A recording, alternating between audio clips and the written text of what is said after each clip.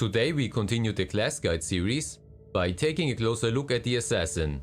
She operates as the rogue class in the game, equipped with thin-skin armor.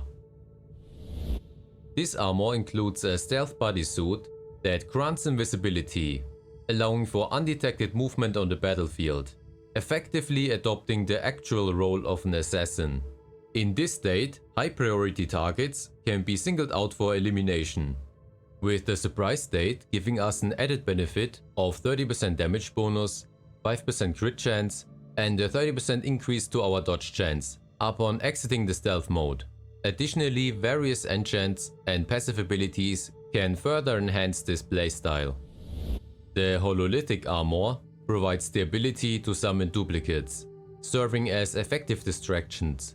While these duplicates don't directly inflict damage, they can apply suppression, which is particularly useful against elite villain and boss enemies.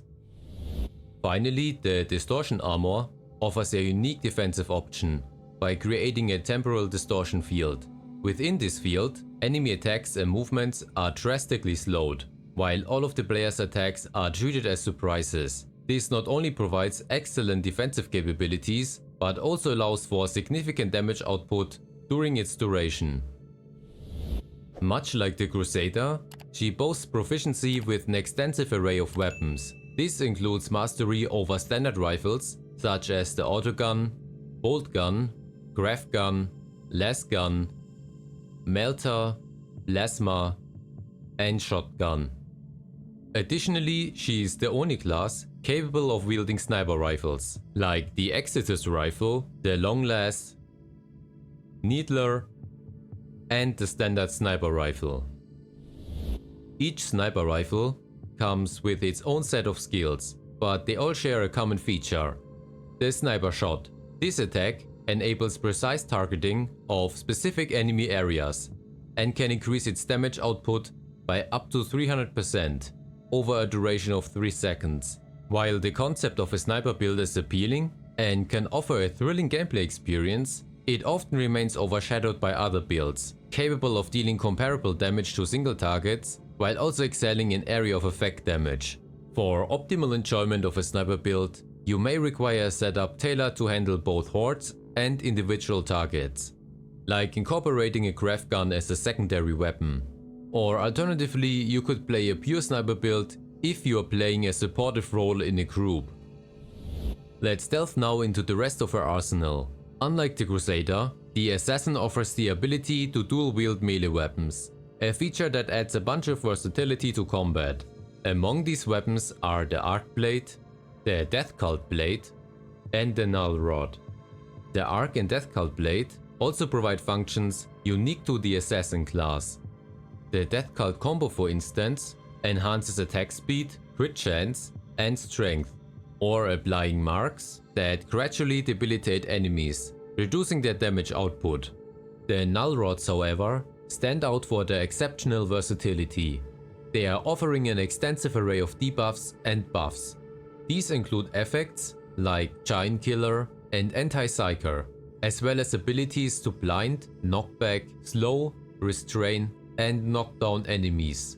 The Null Rod's versatility makes it an exceptional choice as a secondary weapon, particularly when targeting specific adversaries, or as a support build for group content, with the purpose of applying lots of debuffs. Of course, you also have the option to mix those one-handed melee weapons with each other. However, this choice limits your access to only the first 2 skills of each one. Additionally, you can opt to dual-wield one melee weapon alongside a one-handed ranged weapon.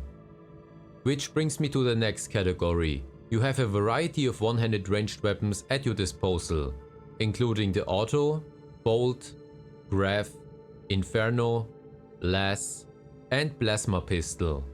Similar to the Crusader, you can also dual-wield and combine these ranged weapons according to your preference. She doesn't have access to heavy weapons or shields, but she does possess her own set of two-handed melee weapons. Among them are the Power Sword, the Arc Sword, and the Carthian Sword. What stands out about her melee weapons is the inclusion of movement abilities. For instance, the Arc Sword offers Thunder Slide and Backflip. The Cathian Sword features Crimson Path, allowing for a channeled AoE attack while advancing. And the Power Sword introduces some of the most enjoyable movement abilities in the game. These include the Phasing Assault and especially the Serpent Strike. And even her one-handed melee weapons incorporate similar mechanics. For example, the Death Cult Blades also include Phasing Assault. The Arc Blade features a Whirlwind ability along with a jump, and the Null Rods have a jump attack as well. This is further complemented by another unique aspect of the Assassin class, their dodge mechanic. Utilizing the WASD keys, players can execute dodges, making the Assassin class incredibly agile and adept at avoiding attacks. If you're playing an Assassin with a high movement speed, wielding a melee weapon like the Power Sword, and having a significant amount of cooldown reduction, you can just zap through the battlefield, resulting in an incredibly enjoyable gameplay experience. Like all other classes, the Assassin comes with her own unique perks, some of which are my personal favorites in the game. Firstly, there is Adrenal Valves, which halves our adrenal cost for our dodge and armor skills. Bullet Dodger, ideal for a sniper build, boosts our range damage dodged by 60% while decreasing melee dodge chance by 60%. Fluid Attack Strategy grants a 50% increase in melee damage upon dodge use, which is pretty easy to keep up, as long as you remember to regularly use your dodge moves. Fluid Nature enhances our dodge chance by 25% while moving, while Forbidden Rites offers HP regeneration on kill. Hazard Stimulation ensures a steady adrenaline supply. With this perk we can increase our dodge chance further, up to 20%. Opportunist Stance and its second iteration provide cooldown reduction and cooldown resets, respectively, for skills with longer cooldowns. Optimized Sniping Patterns can amplify sniper shot damage by up to 200%. Perfectly timed attacks boost the damage of skills with 3 seconds or longer cooldowns, but it also increases their cooldown reduction by another 3 seconds, which makes this perk particularly interesting in combination with Opportunist Stance 1 or 2. Precognitive Evasion makes it much easier to go to the elusive 80% dodge chance, but unfortunately at the cost of disabling your dodge moves. But if you're not using them anyways, then this will be an amazing defensive perk. Rapid Elimination Protocol resets our sniper and aim shot skills on kill, which can be essential for sniper builds. Regenerative Booster Glance increase melee damage by 50% of HP regeneration on damage taken. This perk alone makes the Assassin probably the strongest melee character in the game, since you can stack up tons of HP regeneration from enchants and other perks. Reign of Confusion blinds enemies up on kill. Run and Gun seems interesting but could really benefit from a longer duration, possibly 3 seconds instead of 1. And Zealous Displacement makes teleporter costs adrenaline based and recharges our adrenaline with supply drops, potentially enabling infinite teleporter charges with efficient resource management. This, combined with the damage bonus enchant on the teleporter, can significantly boost the Assassin's damage.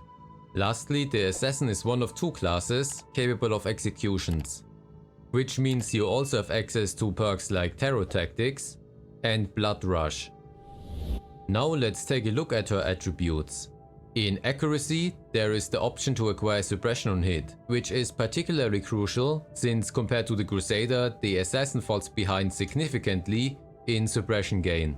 You can also get a damage boost in the surprise state, providing a nice benefit if you plan on utilizing this mechanic. Additionally, there is a flat 1% HP gain on hit, which is an amazing benefit, especially for Assassin players using ranged weapons. And with the benefit of the last milestone, we can keep a nice 60% damage buff going as long as we keep killing enemies every 5 seconds.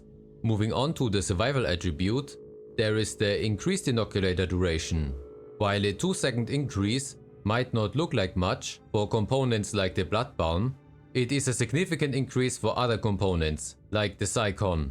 Increasing the duration from 5 seconds to 7 means a 40% increase in duration.